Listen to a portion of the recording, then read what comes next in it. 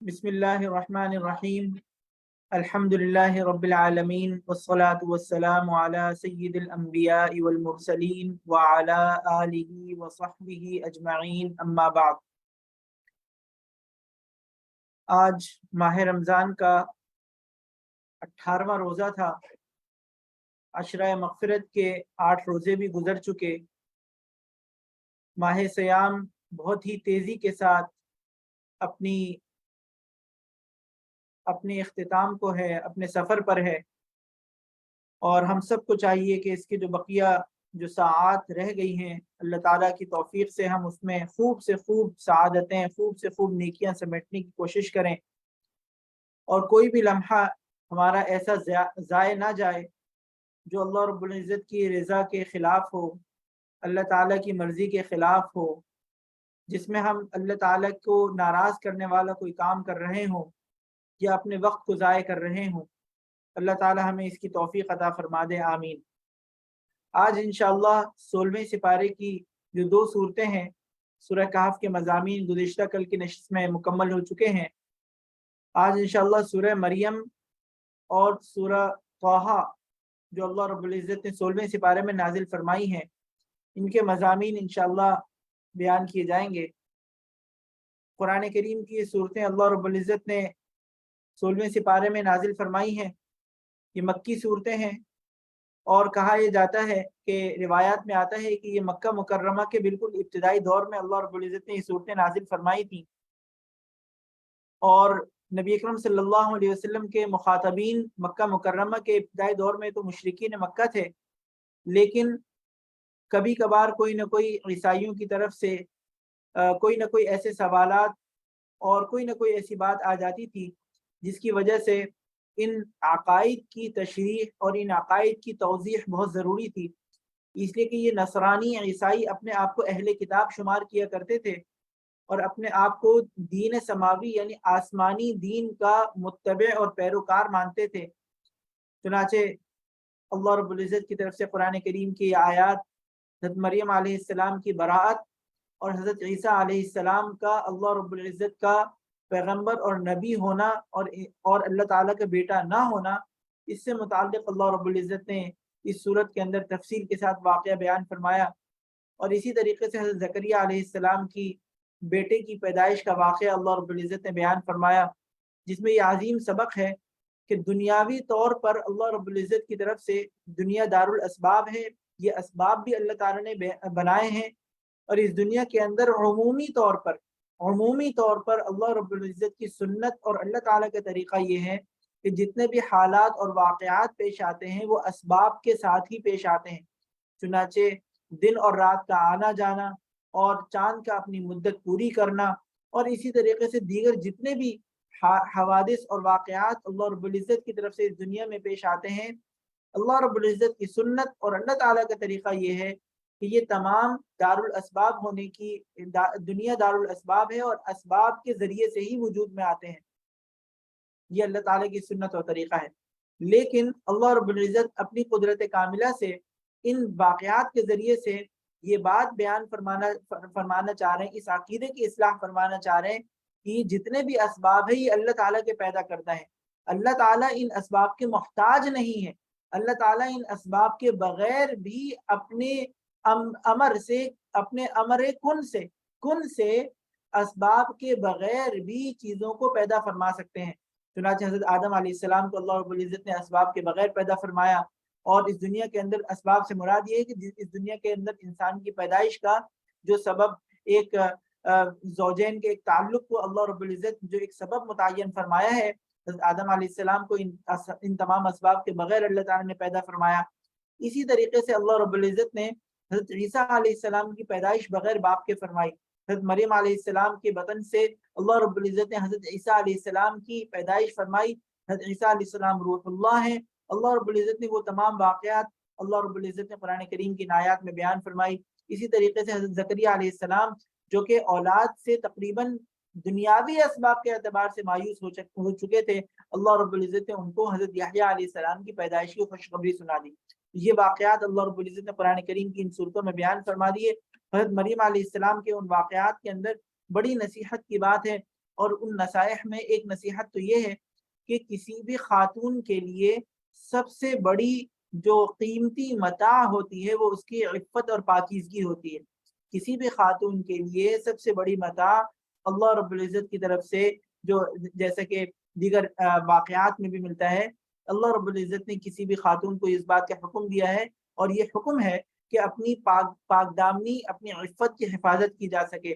چونکہ حضرت عیسیٰ علیہ السلام کی جب اللہ رب العزت کی مشیت سے پیدائش ہوئی تو سب سے پہلا جو اعتراض ان کو ان کے سامنے تھا، ان کے سب سے پہلا اعتراض جو جس کا ان کو سامنا کرنا پڑا وہ یہی تھا کہ ان لوگوں نے، جو ان کے اس آبادی کے لوگ تھے، انہوں نے جو الفاظ کہے وہ الفاظ یہی ہیں۔ آپ اندازہ لگائیے قرآن کریم کی آیات سے اس وقت کے ان کے امتحان، ان کی آزمائش، ان کے صبر کا قرآن کریم کی آیات سے اندازہ لگائیے۔ ان حضرات نے، اعتراض کرنے والوں نے کیا اعتراض کیا؟ اعوذ باللہ من الشیطان الرجیم، بسم اللہ الرحمن الرحیم، یا اخت ہارون، یا اخت ہارون ما کان ابوک امرأ سوء وما کانت امک بغیہ، اے ہارون کی بہن، نہ تو تمہارا باپ کوئی برا آدمی تھا، نہ تمہاری ماں کوئی بدکار عورت تھی۔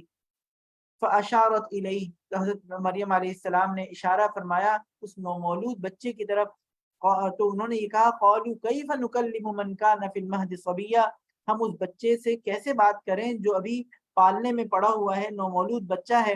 اس موقع کے اوپر حضرت عیسیٰ علیہ السلام بول اٹھے، انی عبد اللہ، میں اللہ کا بندہ ہوں، آتانی الکتاب وجعلنی نبیا، اس نے مجھے کتاب بھی عطا فرمائی اور مجھے نبی بھی بنایا ہے۔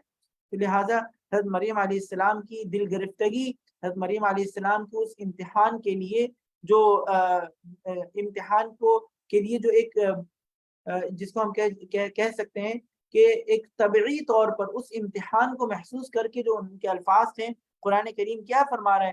قرآن کریم کہہ رہا ہے، یا لیتنی مت قبل ھذا وکنت نسیا منسیا، مریم علیہ السلام فرما رہی ہیں کہ ہائے کاش کہ اس سے پہلے میرا انتقال ہی ہو چکا ہوتا، کہ میں بھولی بسری ہو چکی ہوتی۔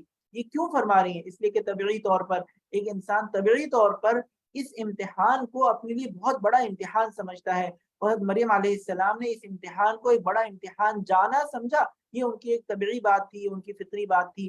اس سے یہ بات بھی واضح ہوتی ہے کہ مریم علیہ السلام بشر تھی، انسان تھی۔ عیسیٰ علیہ السلام بھی عبداللہ، اللہ کے بندے تھے اور انسان تھے جن کو اللہ تعالیٰ نے نبی بنا کے بھیجا۔ تو یہ تمام واقعات اللہ رب العزت نے قرآن کریم کی ان آیات میں بیان فرمائے، اپنی قدرت کاملہ کو بیان فرمایا، اور ان قدرت کاملہ کو میں بڑے عظیم اسباق ہیں۔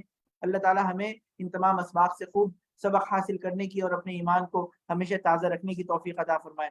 قرآن کریم کی ان آیات کے اندر اللہ رب العزت نے آخرت کا بھی تذکرہ فرمایا، پل صراط کا تذکرہ فرمایا، اور یہ فرمایا وَإِن مِّنكُمْ إِلَّا وَارِدُهَا، تم میں سے ہر ایک کو گزرنا ہے، جنتیوں کو بھی گزرنا ہے، دوزخیوں کو بھی گزرنا ہے۔ اللہ تعالیٰ اس دوزخ میں جانے سے ہم سب کو محفوظ فرما لے۔ دوزخی جو گزریں گے تو وہ اس پل صراط سے لڑک جائیں گے اور جہنم میں جا گریں گے، اور جو جنتی ہوں گے وہ جب اس پل سے گزر کر اپنی جنت کی نعمتوں میں جائیں گے تو ان کو اپنی جنت کی نعمتوں کا زیادہ اللہ رب العزت کی شکر کا ان کو توفیق ہوگی، اور وہ اس کا نظارہ کرتے ہوئے آئیں گے۔ اور جو جنتی ہوں گے، جو اہل جنت ہوں گے، وہ اس پل صراط کے اوپر تیزی کے ساتھ گزر جائیں گے، اور جو دوزخی ہوں گے وہ اس پل صراط کے اوپر آزمائش آئے گی، ان کے اوپر امتحان آئیں گے۔ اللہ تعالی ہم سب کے لیے جنت میں جانا آسان فرما دے، اور دوزخ سے بچنے والے اعمال کرنے کی اللہ تعالی ہمیں توفیق عطا فرما دے۔ ان تمام آیات کے اندر اللہ رب العزت نے دیگر انبیاء کرام علیہ السلام کی قصوں کے اوپر بھی اختصار کے ساتھ تذکرہ فرمایا، اور ان مضامین کے اوپر اس سورت کا تکملہ ہوتا ہے، یہ سورت مکمل ہوتی ہے۔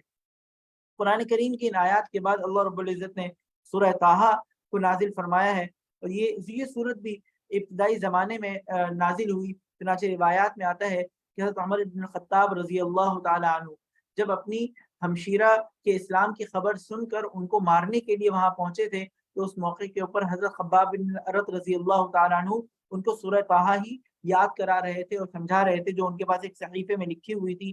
تو اس موقع کے اوپر اس کلام کو سن کر حضرت عمر رضی اللہ تعالیٰ عنہ کے دل میں بھی اسلام نے جگہ بنائی، اور وہ قرآن کریم کی وہ آیتیں ان کے دل میں گھر کر گئیں، اور وہ دین اسلام کی طرف آ گئے اور دین اسلام کو انہوں نے قبول کیا۔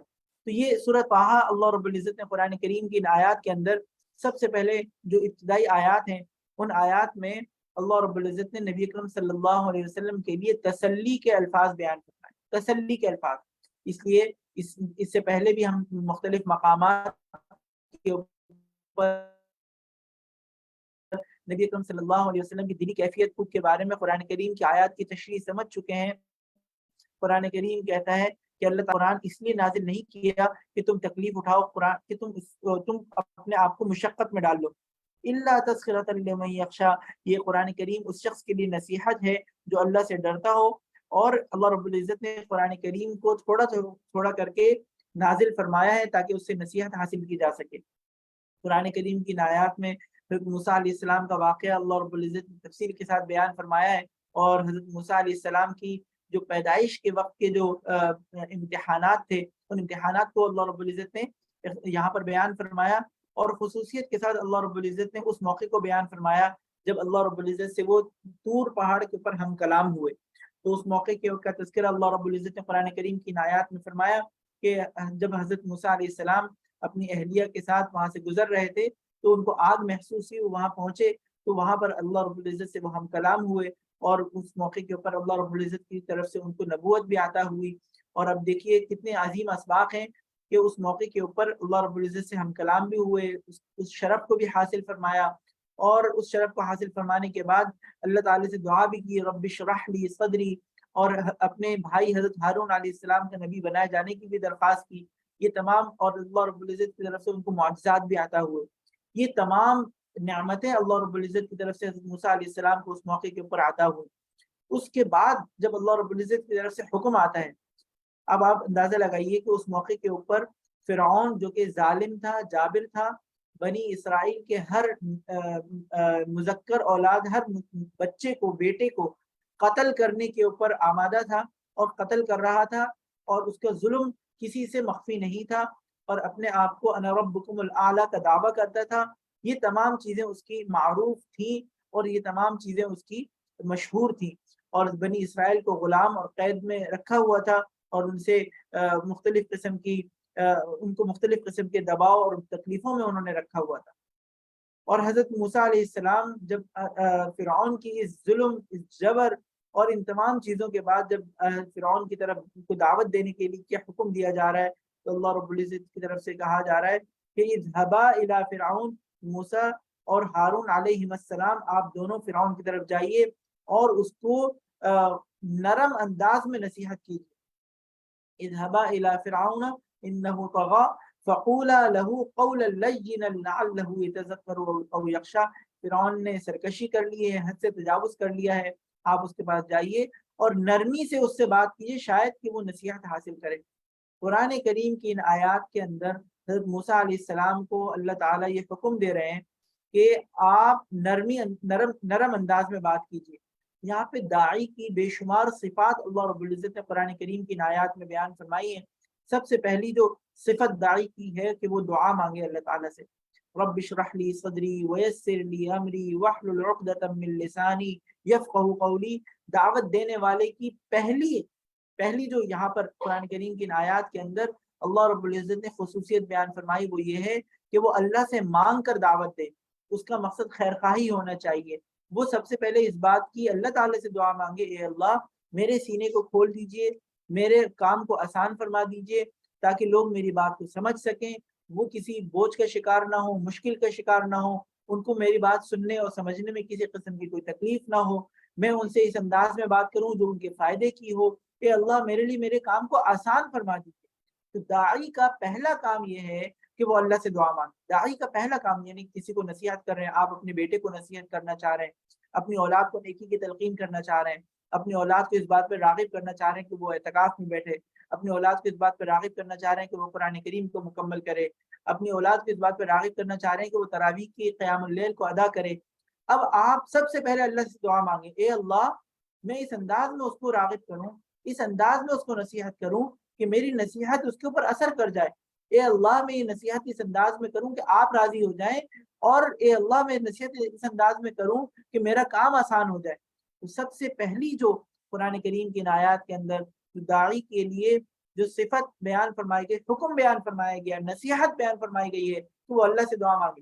दाई खुदा न खास्ता उसके अंदर ये दाइया नहीं होना चाहिए, ये कैफियत नहीं होनी चाहिए कि जनाब लोग मुझे जाने, लोग मुझे पहचाने, मैं इस अंदाज में वाज करूं कि लोग वाह वाह करें। अगर किसी दाई के अंदर ये बात है तो वाक़या मेराज में नबी अकरम सल्लल्लाहु अलैहि वसल्लम ने इन तमाम लोगों के लिए सजाएं देखी हैं कि इन तमाम खतीबों की और इन तमाम वाइज़ीन की जिनका मकसद दुनिया था, वो तमाम वाइज़ीन, वो तमाम खुतबा, वो तमाम मुक्तदा जिनका मकसद अल्लाह की रजा नहीं थी, जिनका मकसद दुनिया के अंदर अपनी वाह वाह कराना थी। अल्लाह रब्बुल इज़्ज़त ने कुरान करीम वाक़या मेराज में नबी अकरम सल्लल्लाहु अलैहि वसल्लम को उनके बुरे ठिकाने दिखा दिए और हम सबको वो अहादीस मुबारका नसीहत के तौर पर याद रखनी चाहिए और उन तमाम नसीहत करने वालों को, वाइज़ीन को, दावत देने वालों को इस बात की फिक्र रखनी चाहिए कि उनकी दावत ऐसी हो कि वो अल्लाह की रजा के ऊपर मुश्तमिल हो, अल्लाह ताला की अल्लाह ताला की रजा पर मुश्तमिल हो, अल्लाह ताला को राजी करने वाली हो, उन तमाम हुकूक और उन तमाम आदाब के साथ हो जो अल्लाह ताला ने सिखाए हैं। तो सबसे पहले दावत का जो उसूल है वो ये है कि वो अल्लाह से दुआ मांगी जाए। दूसरा उसूल दावत का कुरान करीम की इन आयत में जिसकी अल्लाह ताला ने हज़रत मूसा अलैहिस्सलाम को हुक्म दिया और ये फरमाया कि तुम फिरौन से नरम अंदाज में बात करो। हमारे असातिज़ा इकराम में मुफ्ती हमारे अकाबिरीन में मुफ्ती शफी साहब रहमतुल्लाह ने अपनी तफसीर में बात लिखी है कि जब भी आप किसी को तलकीन करें नेकी की तो आप अंदाजा लगाइए कि जो जो तलकीन करने वाला शख्स है वो दाई होने के मर्तबे में हजरत मूसा अलैहिस्सलाम से मर्तबे में बढ़ नहीं सकता और जिस शख्स को तलकीन की जा रही है वो शख्स अपनी गलती, गुमराही और मासियत की वजह से खुदा न खास्ता फिरौन से गया गुजरा नहीं हो सकता। तो जब दाई का मर्तबा हजरत मूसा अलैहिस्सलाम से नहीं बढ़ सकता और जिसको दावत दी जा रही है उसकी कैफियत फिरौन से बदतर नहीं है, तो जब हजरत मूसा अलैहिस्सलाम को नरम अंदाज में तलकीन की जा रही है, तो हम और आप सख्ती से किसी को नेकी की तलकीन करने वाले कैसे हो सकते हैं? हम कैसे किसी शख्स को जबरदस्ती, कैसे किसी शख्स को जज्र तौबीख कर डांटने के अंदाज में, तंबीह के अंदाज में, बेइज्जती के अंदाज में, हकारत के अंदाज में नेकी की तलकीन कैसे कर सकते हैं? कैसे हमारे लिए मुमकिन है कि हम दावत का एक ऐसा तरीका इख्तियार कर लें कि जिसमें नरमी ना हो, दावत का ऐसा तरीका इख्तियार कर लें जिसमें तकरीम ना हो, दावत का ऐसा तरीका इख्तियार कर लें जिसमें मोहब्बत ना हो, दावत का ऐसा तरीका इख्तियार कर लें जिसमें खैरखाही ना हो, दावत का ऐसा तरीका इख्तियार कर लें जिसमें दूसरे की इज्जत नफ्स पामाल हो रही हो, ये कैसे मुमकिन है? लिहाजा जब भी किसी को नेकी की तलकीन करने का हम इरादा करें तो हमारे लिए लाजिम है कि अल्लाह से दुआ मांगे, फिर हमारी गुफ्तगू नरम हो, मोहब्बत के साथ हो, खैर खाई के साथ हो, शफकत के साथ हो, लहजा नरम हो, मोहब्बत वाला हो और इस अंदाज में हो कि उसको अपनी कोई बेतौकीरी महसूस ना हो, इज्जत नफ्स की पामाली महसूस ना हो, किसी तौर पर उसको हकारत महसूस ना हो। तो लिहाजा इन तमाम आदाब का जब हम ख्याल रखेंगे तो इंशाअल्लाह इंशाअल्लाह अल्लाह ताला की ज़ात से कभी उम्मीद है कि हमारी जो दावत के जो कलिमात हैं वो कलिमात इंशाअल्लाह मुअस्सिर भी होंगे और अल्लाह ताला को भी राज़ी करने वाले होंगे और इंशाअल्लाह वो पुरअसर भी होंगे और दावत को कबूल करना उसके लिए आसान होगा। इसी के साथ-साथ इन वाक़यात के अंदर आप अंदाज़ा लगाइए, वो हज़रत मूसा अलैहिस्सलाम और फ़िरऔन का मुकाबला हुआ। उस मौके के ऊपर फ़िरऔन ने कहा कि जनाब तुम्हारा तुमने जो ये मुआजिज़ा दिखाया है, ये तो मुझे जादू लगता है, लिहाज़ा तुम अगर जादू लेकर आए हो, तो मेरे पास भी एक से एक बड़ा जादूगर मौजूद है। तो लिहाज़ा उसने मुकाबला कराया और उस मुकाबले से पहले जादूगरों की आप कैफ़ियत देखिए और मुकाबले के बाद जादूगरों की कैफ़ियत देखिए, अज़ीम सबक है। आप अंदाज़ा लगाइए, मुकाबले से पहले कैफ़ियत ये है कि जादूगर हैं अपने फ़न के एक्सपर्ट। चुनाचे फिरौन ने जिन लोगों को बुलाया बिल्कुल लिसाहिरिन अलीम, हर अपने फन का एक्सपर्ट है, माहिर है और अपनी तमाम जादू की तमाम चीजों के बारे में बिल्कुल जिसको कहते हैं ना कि जिस बड़ा माहिर फन है। तो लिहाजा ये जितने भी जादूगर मुकाबले में आए थे वो they are expert on their field, वो अपनी फील्ड के एक्सपर्ट थे, जादू के एक्सपर्ट थे। आप अंदाजा लगाइए, उनकी कमिटमेंट का अंदाजा लगाइए। कह रहे हैं क़ालू बिइज़्ज़ति फ़िरऔन कि फ़िरऔन की इज्जत की कसम हम ही गालिब होंगे, फ़िरऔन की इज्जत की कसम हम ही गालिब होंगे। आप बताइए फ़िरऔन से वो कर रहे हैं, नेगोशिएट कर रहे हैं, तो भाई इनाम इनाम मिलेगा या नहीं मिलेगा? कमिटमेंट देखिए। सबसे पहली तो इनके अपने काम की नॉलेज बहुत अच्छी थी, एक्सपर्ट थे अपने फन के और उसके बाद वो नेगोशिएट करके आए थे। فرعون نے کہا کہ ہاں تمہارا بڑا اچھا مرتبہ ہوگا، تم میرے مقرب لوگوں میں تمہارا شمار ہوگا. تو ان کی کمٹمنٹ بھی تھی، وہ اولو العزم تھے. یعنی عزم ان کا یہ تھا کہ ہم نے آج فرعون کے بادشاہ کا حکم پورا کرنا ہے، اس کے حکم کو پورا کر کے ہم نے اپنا مرتبہ اس دربار میں بڑھا لینا ہے. ہم اس اس جاہ و حشم کے ہم جو کیا کہتے ہیں حاصل کرنے والے بن جائیں گے. اور یہ تو کوئی چٹکی کا کام ہے، کوئی مسئلہ ہی نہیں ہے. ہم سب اس کام کو بڑے اچھے طریقے سے جانتے ہیں. تو آپ اندازہ لگائیے جادوگروں کا مقابلے سے پہلے یہ رویہ تھا، جادوگروں کا مقابلے سے پہلے یہ حوصلہ تھا، یہ ان کی کمٹمنٹ تھی، یہ ان کا عزم تھا، یہ ان کی نالج تھی، یہ ان کا ایکسپرٹیز تھی. لیکن جب اللہ رب العزت کی طرف سے حضرت موسیٰ علیہ السلام نے اللہ تعالیٰ کے حکم سے اپنی لاٹھی کو ڈالا اور اس لاٹھی نے اژدہا بن کر تمام چیزوں کو نگل لیا اور وہ لاٹھی حضرت موسیٰ علیہ السلام کے ہاتھ میں دوبارہ آ گئی، تو ان تمام اہل فن کو ایک لمحے میں یہ بات اندازہ ہو گئی کہ یہ جادو نہیں ہے، یہ اللہ رب العزت کی طرف سے کیا جانے والا ایسا معجزہ ہے جس کا ہم مقابلہ نہیں کر سکتے. تو آپ اللہ تعالیٰ کی قدرت کاملہ دیکھیے کہ یہی جادوگر تھوڑی دیر پہلے فرعون سے نیگوشیٹ کر رہے تھے، ہاں بھائی اچھا انعام ملے گا یا نہیں ملے گا، کوئی مرتبہ بھی ملے گا نہیں ملے گا، کوئی ہمیں اجرت بھی اس کی ملے گی یا نہیں ملے گی. یہی جادوگر اب کہنے لگے فَاقْضِ مَا أَنْتَ قَاضٍ، جو کرنا ہے کر گزر، جو سزائے دینی سزا دے لے، سولی پہ لٹکانا ہے لٹکا دے، ہاتھ پاؤں کاٹنے ہیں کاٹ دے، جو کچھ تو کرے گا وہ اس دنیا میں کرے گا، آخرت کا انجام تو اللہ تعالیٰ کے پاس ہے. تو اس دنیا میں ہماری جان لینا چاہتا ہے جان لے لے، لیکن آخرت میں ہم اللہ پر ایمان لا چکے ہیں، ہمیں اللہ سے دعا ہے کہ اللہ ہمارے گناہوں کو معاف فرما دے. اور فرعون تو سن لے، ہم اس دنیا کی سزا کی اور تیرے ڈرانے کی وجہ سے ہم تجھے آخرت کی چیزوں کو آخرت کو قربان نہیں کر سکتے، جو کرنا ہے کر لے. آپ عزم دیکھیے، اللہ تعالیٰ کا ان کے اوپر انعام دیکھیے، اللہ تعالیٰ کی ان کے اوپر رحمت دیکھیے کہ جب وہ ایمان لے آئے، انہوں نے حق بات کو محسوس کر لیا، حق بات کو قبول کر لیا، تو اللہ رب العزت کی طرف سے وہ حق پر ڈٹ گئے، جم گئے اور جان کی بھی پرواہ نہیں کی. چنانچہ فرعون نے ان کو سزا دی، وہ اس دنیا سے رخصت ہو گئے اور وہ ایمان کے اوپر رخصت ہوئے. کتنی عظیم اس میں نصیحت ہے کہ جب کوئی کسی انسان کے پاس امتحان آئے، آزمائش آئے اور اس کو یہ کہا جائے کہ دین چھوڑ دو، کفر کے اوپر چلے جاؤ، جیسا کہ ہم نے اصحاب کہف میں بھی واقعہ سمجھا تھا کہ اصحاب کہف کو کہا ہے کہ دین چھوڑو، حکومت کہہ رہی ہے، حکومت کا پریشر ہے، ریاست کا پریشر ہے اور تمام ارباب اقتدار کا پریشر ہے، فرعون کا پریشر ہے، پاورز دیکھیں نا، لا انفورسمنٹ ایجنسیز کا پریشر ہے، تمام چیزوں کا پریشر ہے، سزا کا پریشر ہے، جسم کے تکلیف کا پریشر ہے، جان جانے کا پریشر ہے. لیکن پھر بھی اے اللہ، ہم آپ کو آپ کی بات کے اوپر جب ایمان لے آئے ہیں تو اے اللہ ہم اب ایمان کا راستہ نہیں چھوڑیں گے، ہم صرف آپ کے حکم کے اوپر عمل کریں گے، ایمان پر ہی رہیں گے، جان جاتی ہے جائے، ہم اپنا ایمان نہیں چھوڑیں گے. یہ اللہ رب العزت کی طرف سے اہل ایمان کے لیے کتنی عظیم اس میں نصیحت ہے کہ وہ اپنی ایمان کو ضائع نہ کریں. نعوذ باللہ نعوذ باللہ العیاذ باللہ. آج ہماری کیفیت یہ ہے کہ ہم چھوٹی چیز کے لیے اپنے دین کو برباد کر دیتے ہیں. جھوٹ کو پھیلانے کے لیے ہم اپنے فارورڈ میسیجز کو، نئی چیز کو پھیلانے کے لیے جھوٹ کا سہارا لے لیتے ہیں. اس میں کیا نصیحت ہے؟ اس میں یہ نصیحت یہ ہے کہ اگر کوئی ملازم ہے، اس ملازم کو اس کا مالک، دکان کا مالک یہ کہتا ہے گندم گیلی کر دو تاکہ یہ بھاری ہو جائے اور مہنگی بکے، وزنی بکے، میں زیادہ نفع کما لوں. وہ دکان کے مالک اس ملازم کو یہ کہنا چاہیے کہ یہ دھوکہ ہے، اللہ اسے ناراض ہوتے ہیں. نبی اکرم صلی اللہ علیہ وسلم نے فرمایا من غش فلیس منا، جس نے دھوکہ دیا وہ ہم میں سے نہیں ہے. تو لہٰذا نبی اکرم صلی اللہ علیہ وسلم نے سخت وعیدیں بیان فرمائی ہے. اے جناب پروفیسر صاحب، مینیجر صاحب، دکان کے مالک صاحب، آپ ذرا نصیحت حاصل کر لیں، مجھ سے یہ کام نہیں ہو پائے گا، آپ براہ کرم آپ بھی اس چیز سے باز آ جائیے، آپ بھی اس چیز سے اپنے آپ کو بچائیے، اس دھوکے سے اپنے آپ کو بچا لیں. تو لہٰذا ایک شخص ہے، اس کو اس کے مالک کی طرف سے کہا جاتا ہے جھوٹ بول کر چیز بیچو، جھوٹ بول کر بیچو، پاکستانی چیز امپورٹڈ بول کے بیچو. اس کو پریشر ہے کہ مال کا پریشر ہے، نوکری سے نکال دوں گا تمہیں، سودی کام کرو، حرام کام کرو اور ان تمام چیزوں میں مشغول ہو جاؤ. یہ اس کے اوپر پریشر ہے. اب اس کو کیا کرنا چاہیے؟ تو لہٰذا اس کو یہ کرنا چاہیے کہ وہ اس کو سمجھائے کہ جناب یہ غلط کام ہے، یہ ناجائز کام ہے، یہ حرام ہے، میں اس میں اگر ملوث ہوں گا تو آخرت میں اللہ رب العزت کی طرف سے میرا امتحان ہوگا.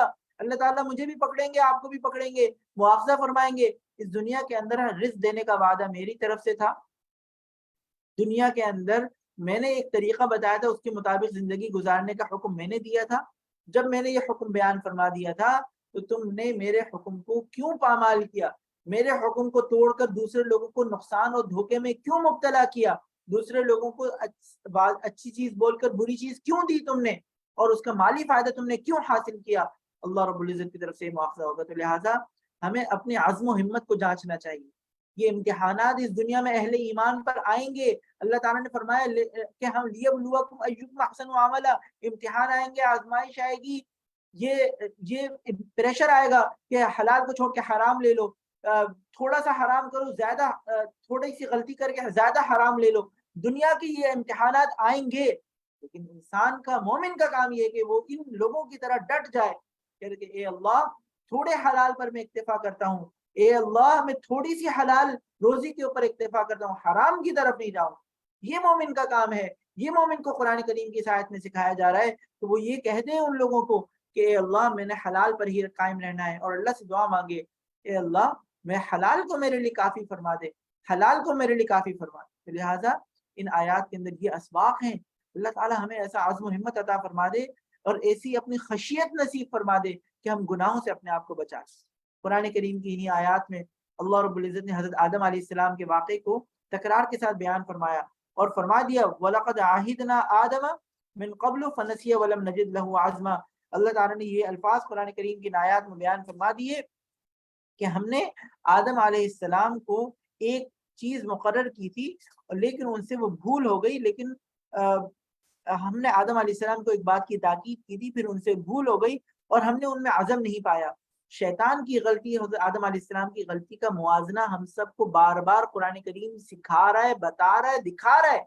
शैतान मरदूद हुआ तकब्बुर की वजह से, गलती उससे भी हुई सजदा ना करने की, खता उससे भी हुई सजदा ना करने की, लेकिन वो मलऊन हुआ, रांदे दरगार हुआ, कयामत तक उस पर लानत है, उससे पनाह मांगी जाती रहेगी, इसलिए कि उसने तकब्बुर किया, अबा वस्तकबर, अबा वस्तकबर, अबा वस्तकबर, इनकार किया, तकब्बुर किया। हजरत आदम अलैहिस्सलाम से जानबूझकर की जाने वाली गलती नहीं हुई और वो आजिज़ी के साथ फौरन तौबा की तरफ आ गए और शर्मसार हो गए, और वो ये समझ रहे थे कि शायद वो मुमानात, वो ताकीद जो अल्लाह रब्बुल इज्जत की तरफ से फरमाई गई है वो अब बाकी नहीं रही, वो शायद बाकी नहीं रही। उन्होंने जानबूझकर नाफरमानी नहीं की थी, जानबूझकर अल्लाह ताला के हुक्म की खिलाफ वर्जी नहीं फरमाई थी, बल्कि वो उनकी इज्तिहादी गलती थी। शैतान ने उनको बहलाकर फुसलाकर उनके सामने सूरत हाल को ऐसा कर दिया था कि उनको ऐसा लगा कि अब वो ताकीद मेरे लिए नहीं रही, वो हुक्म मेरी तरफ मुतवज्जे नहीं रहा। कुरान करीम की आयत में तलकीन फरमाई गई। तो लिहाजा खता हो सकती है, लेकिन खता करने के बाद तौबा करने वाले बने, खता करने के बाद अल्लाह ताला की तरफ से रुजू करने वाले बने। और इसलिए कि नबी करीम सल्लल्लाहु अलैहि वसल्लम हदीस मुबारक में फरमा दिया कि बेहतरीन खता करने वाले लोग वो हैं जो अल्लाह ताला की तरफ रुजू कर लेते हैं, तौबा कर लेते हैं। कुरान करीम की आयत में अल्लाह रब्बुल इज्जत ने वो दुआ भी सिखाई, रब्बि इश्रह ली सदरी, ये दुआ भी सिखाई, और वो दुआ भी सिखाई कि इंसान अल्लाह ताला से अपने इल्म में इजाफे की दुआ मांगे। वक़ुल रब्बि ज़िदनी इल्मा, चुनांचे फरमाया कि ए पैगंबर, जब कुरान वही के जरिए से नाजिल हो रहा हो तो उसके मुकम्मल होने से पहले कुरान करीम की तिलावत में जल्दी न किया करें, और अल्लाह से ही दुआ मांगते रहें, ए अल्लाह मेरे इल्म में और तरक्की अता फरमा, रब्बि ज़िदनी इल्मा, रब्बि ज़िदनी इल्मा, रब्बि ज़िदनी इल्मा। ये हमें दुआ बार बार करनी चाहिए, अपने बच्चों को सिखानी चाहिए। अल्लाह ताला से दुआ है कि अल्लाह ताला हमें इन तमाम दुआओं को हमारे हक़ में कबूल भी फरमा ले और इन तमाम दुआओं के मुताबिक अपनी जिंदगी में अपने अमाल को दुरुस्त करने की भी अल्लाह ताला तौफीक अता फरमा दे। कुरान करीम की इन आयत के अंदर आखिरी जो नुक्ते की बात है, आखिरी आयत जो है, जो कि दो जगह पर आई है, सूरह मरियम में भी इस जैसी आयत आई है और सूरह ताहा के आखिर में भी आई है, और वो ये है कि अल्लाह ताला फरमा रहे हैं, वअमुर अहलका बिस्सलाति वस्तबिर अलैहा, अपने घर वालों को नमाज का हुक्म दो और खुद भी इस पर साबित कदम रहो। बहुत माजरत के साथ बहुत अफसोसनाक मुशाहिदा ये है कि बहुत सारे लोग खुद तो तबलीगी सफर कर लेते हैं, नमाजों में मशगूल हो जाते हैं और इस बात की फिक्र ही नहीं करते कि घर वालों की कोई तरबियत की जाए, इस बात की फिक्र ही नहीं करते कि घर वाले भी नमाज अदा करें, इस बात की फिक्र ही नहीं करते कि घर वाले भी कुरान अदा करें, इस बात की फिक्र ही नहीं करते कि घर की खवातीन भी रोजे रखें। اللہ تعالیٰ فرما رہے ہیں کہ اپنے آپ کو ثابت قدم رکھنے کے بعد گھر والوں کو حکم دینا یہ تمہارے ذمہ لازم ہے. اپنے اہل خانہ کی تربیت اور قرآن کے بتائے ہوئے احکامات کے اوپر ان کو لانا یہ تمہاری ذمہ داری ہے. اللہ تعالیٰ تم سے پوچھیں گے قیامت کے دن اپنے گھر والوں کو تلقین کی تھی یا نہیں کی تھی, اپنے گھر والوں کو نماز پر تم لے کر آئے یا نہیں لے کر آئے, اپنے گھر والوں کو روزوں پر لے کر آئے یا نہیں لے کر آئے, اپنے گھر والوں کو تراویح پر تم لے کر آئے یا نہیں لے کر آئے, کیا ان کو تراویح کا تم نے پابند بنایا یا نہیں بنایا, سچ بولنے کا تم نے اپنے گھر والوں کو پابند بنایا یا نہیں بنایا. اللہ نے فرمایا کہ لا نسألک رزقا, ہم آپ سے رزق نہیں چاہتے, رزق تو ہم آپ کو دیں گے اور بہتر انجام تقویٰ کا ہے. بار بار قرآن کریم تقویٰ کی بات کر رہا ہے, تقویٰ تقویٰ تقویٰ تقویٰ, کہ تقویٰ اختیار کرو, متقی بن جاؤ, پرہیزگار بن جاؤ, اللہ کا ڈر اپنے دل میں پیدا کرو. تو لہٰذا قرآن کریم کی آیات کو ہم اپنے سامنے رکھیں. اللہ تعالیٰ سے دعا ہے کہ اللہ تعالیٰ ہمیں تقویٰ نصیب فرما دے. اللہ تعالیٰ سے دعا ہے کہ اللہ تعالیٰ ہمیں ثابت قدمی عطا فرما دے, استقامت عطا فرما دے. اللہ تعالیٰ ہمیں نمازوں کی پابندی کرنے کی توفیق عطا فرما دے. اللہ تعالیٰ ہمیں ایمان کے اوپر ثابت قدمی عطا فرما دے, جیسے کہ اللہ تعالیٰ نے قرآن کریم کی آیات میں اہل ایمان کی ثابت قدمی کی تعریف فرمائی ہے. اللہ تعالیٰ ہمیں دعاؤں کی توفیق عطا فرما دے, ہمارے علم میں اضافہ فرما دے, ہمارے سینے کو علم کے لیے کھول دے, ہماری دعوت کے وقت میں ہماری گفتگو کو اللہ تعالیٰ آسان فرما دے, دعوت کے کام کو آسان فرما دے, قرآن کریم کو سمجھنا آسان فرما دے. اس عاشرہ مغفرت میں ہم مغفرت حاصل کرنا اللہ تعالیٰ ہمارے لیے آسان فرما دے. یا آمین آمین آمین یا رب العالمین. السلام علیکم ورحمۃ اللہ وبرکاتہ.